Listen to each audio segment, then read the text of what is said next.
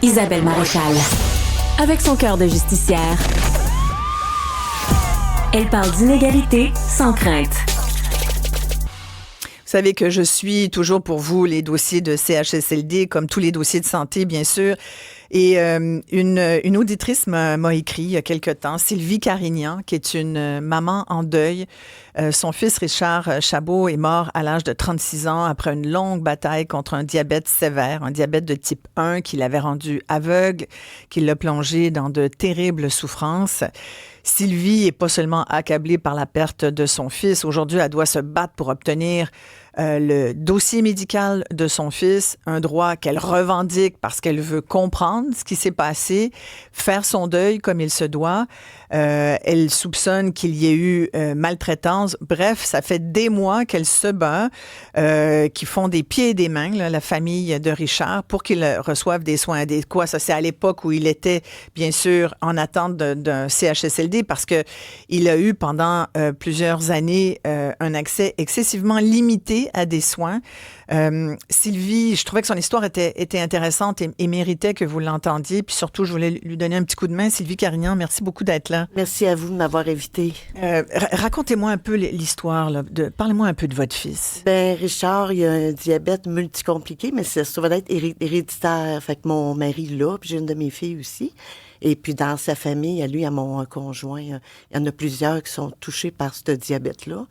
Et puis, Richard, avec le temps, à un moment donné, vu que ça prend du temps, des fois, d'avoir des rendez-vous, il s'est mis à avoir des points noirs. Ça a commencé comme ça, les yeux. Dans les yeux, c'est ça? Dans les yeux. Il a perdu la vue. Oui, là, on a voyagé pendant 3 ans de temps, 2-3 fois par semaine à Québec pour sauver ses yeux, mais il a perdu la vue.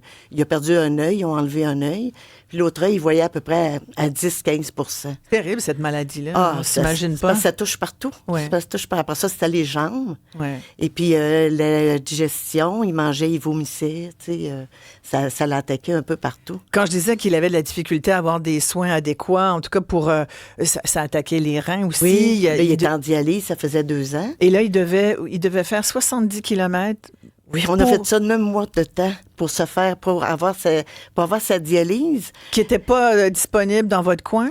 Ils le font à Victoriaville, mais il disait toujours que c'était pas son tour. Fait que moi, j'appelais souvent, puis il me disait, là, il est rendu le 4e. Après ça, là, il est rendu le 5e. Oups, là, il est redevenu le 4e, tu sais. Puis pendant ce temps-là, il n'y avait pas de dialyse? Non, il l'avait, mais on voyageait à Trois-Rivières. Ah oui? Fait que, on partait à midi, mais on revenait vers 8 heures le soir, là. Oh mon Dieu. Fait que, tu sais, juste là, ça, à la longue, des fois, même quand il sortait à 6h30, 7h, il était en hypo. Alors, ça l'attaque. Ça lui a fait faire des genres de hémorragie cérébrale. Mm-hmm. Et puis, c'est ça qui s'est comme aggravé. Hypoglycémie, vous voulez dire? Oui, c'est ça. Là, des fois, il sortait, il pouvait être à 3, il pouvait être, puis... Mais comment ça, vous dites, on nous disait, il est 3e, 4e sur la liste, mais donc, ce qui vous forçait à aller faire une dialyse à 70 km, mais pourquoi il pouvait pas avoir accès il disait qu'il n'y avait pas assez de personnel, qu'il n'y avait pas assez de place. Mais, tu sais, puis c'est pour ça que là, on a demandé de l'aide aussi. Oui. Et puis, on avait reçu de l'aide là, par les médias. Et puis, après ça, là, Richard a eu son entrée à Victoriaville. Dans un CHSLD? Non, ça a été pour sa dialyse à Victoriaville. Ah oui, pour la dialyse, d'accord. C'est ça. Mais là, vu que ça faisait longtemps qu'il l'avait, puis tu sais, la dialyse, on a juste un temps. Hein. Après ça, tu sais, les organes, ils se maganent. Puis, Et à partir de quel moment il est allé en CHSLD? Parce que ça a été long aussi, avoir une place. Hein? C'est que à l'automne passé, pour embarquer sur la liste de greffe, il fallait qu'il reçoive des vaccins. Fait que là, il a reçu plusieurs vaccins en même temps. Puis après, il s'est mis à enfler des bras, des mains. C'était enflé, là. C'était vraiment... puis il criait, ça lui faisait tellement mal. Fait que là, je l'ai rentré à l'hôpital. Là, il donnait de la morphine aux 3 heures dans les bras, puis c'était souffrant beaucoup. Mais c'est en décembre que là, ils ont dit à l'hôpital, là, ça désenfle pas. Fait que on peut pas, nous, le garder plus longtemps. On manque de lits. Alors, on va l'envoyer au CHSLD. Mais mon Dieu, c'est une histoire de... On manque de personnel, on manque de lits, il manque toujours de quelque chose. Toujours. Puis on se bat, parce que moi, au début, je voulais pas, parce qu'ils voulaient l'envoyer plus vite, mais là, au début décembre, ils l'envoyaient à leur fille. Ça, c'est en bas du CHSLD, c'est au premier étage. C'est en réadaptation. Mais ça allait quand même bien, tu sais, il y avait du bon service. C'est le 30 décembre, ils ont décidé de le monter en haut, au CHSLD. Puis c'est là que ça s'est gâté, là. Parce que moi, quand le docteur l'a sorti de l'hôpital, il me dit, inquiétez-vous pas, quand il va rentrer, vous allez rencontrer le médecin. Le médecin va voir les besoins à votre fils, puis il va parler avec vous, là, de la manière qu'on procède. Ça, c'était rassurant d'une certaine façon. Ben oui, mais on n'a jamais vu de médecin. Comme ça. Vous avez jamais vu de médecin? Richard n'a jamais vu de médecin. Moi, je l'ai vu la veille que mon fils décède parce que je savais qu'il était dans le corridor. Fait que j'ai couru après, puis j'ai demandé, est-ce que c'est vous? Puis là, j'ai nommé son nom, elle a dit oui. J'ai dit, j'aimerais ça que vous viendriez voir mon fils. Ça faisait combien de temps que votre fils était là, au CHSLD? 40 jours. C'est la veille qui est 39 jours, parce que c'est la veille que mon fils décède. Donc, que j'ai parlé. 39 jours? Jamais vu de docteur au CHSLD. C'est pour ça que je me pose la question. Pourquoi, quand une personne rentre là, n'a pas le droit de garder son médecin de famille, si elle le désire? Mais c'est une loi, ça? Est-ce qu'ils vous ont dit, oubliez votre médecin de famille, vous aurez pu votre médecin de famille? Non, je le savais pas, moi. Quand mon fils est rentré là, ils ont dit, c'est fini, là. Ils vous l'ont dit, oubliez votre médecin de famille? Ben, moi, j'ai appelé pour mon médecin de famille, pour y parler de mon fils. J'ai dit, ça marche pas mieux, puis il souffre beaucoup. Il m'a dit, pauvre vous, je peux rien faire. Maintenant qu'il est en CHSLD, j'ai plus accès.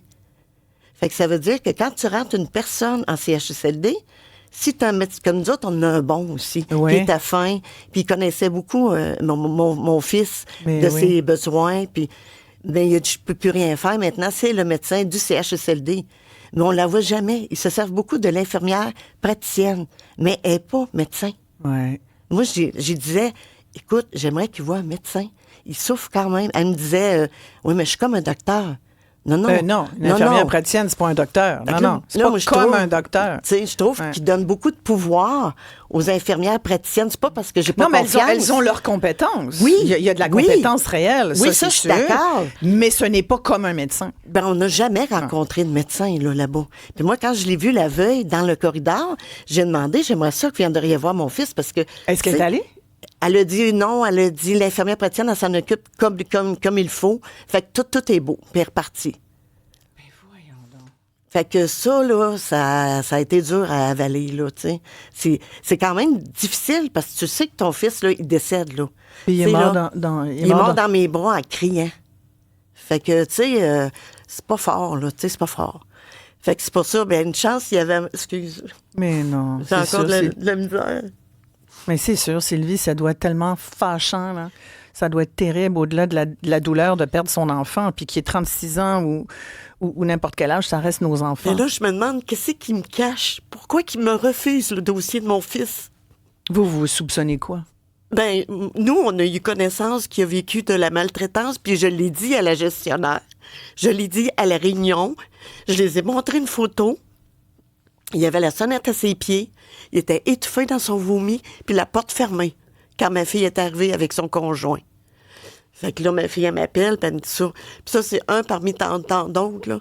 Puis j'ai fait une plainte, je l'ai dit, j'ai prévenu, j'ai fait venir l'infirmière en chef qui était là. Tout, puis elle a dit, je comprends pas. Elle dit, voyons, elle dit, tu sais, elle dit, mais c'est pas drôle, là, il était étouffé, là. Ben, et vous avez plusieurs événements comme ça? Vous avez fait une plainte, vous dites? J'en ai fait des plaintes contre 3 infirmières. Et qu'est-ce que ça a donné? Ben, ça fait depuis, mon Dieu. J'attendais d'avoir le dossier avant de faire mes plaintes. Fait, j'ai commencé les plaintes au mois de mai-juin. Puis ils m'ont appelé encore la semaine passée pour dire que ça a changé de gestionnaire, fait qu'il faut qu'elle reprenne connaissance du dossier, puis il se passe rien. Du niaisage. Ouais, du niaisage. Puis vous avez apporté tous vos courriels, ils sont nombreux, où vous demandez copie du dossier médical de votre fils. Là, évidemment, on brandit toujours la charte des droits, puis c'est personnel. Puis ils disent c'est envoyé. Voyons donc. Ils vous ont même dit éventuellement, après moult courriels, ils ont fini par dire, nous avons envoyé le tout. Oui. Puis finalement, ce qu'ils vous ont envoyé... C'est une lettre de refus. C'est une lettre pour vous dire, finalement, on vous enverra rien. C'est ça. T'en plein ça. Tu sais. Puis j'ai réussi à avoir une petite partie du dossier à mon fils qui m'a coûté 42 pièces. Mais oui, parce qu'on paye les photocopies. Mais, tu sais, si j'aurais eu le dossier, mais moi, c'est pas ça, c'est que il m'envoyait juste les places où c'est que moi, il m'accuse de beaucoup de choses. Il me soupçonne du Manchester, que c'est moi qui rendais mon garçon malade. Oh, mon le Dieu, docteur t'es sérieux? a signé ça, puis elle m'avait jamais vu. Puis il me soupçonne de ça. Tu sais, tout ce que je demandais, c'est que mon fils soit bien. Mais je c'est comprends. normal, là. Tout à fait. Sylvie Carignan est mon invitée, mère et aidante naturelle de Richard Chabot, qui a été en CHSLD. Vous comprendrez qu'il est décédé d'une insuffisance cardiaque en lien avec son diabète grave de type 1, mais sa mère voudrait avoir accès à son dossier. On comprend que c'est difficile. Il y a des plaintes. Elle a fait des plaintes qui n'ont pas abouti. Est-ce que ça vous rappelle des histoires? Peut-être ça vous rappelle votre histoire. Peut-être vous vivez ça en ce moment.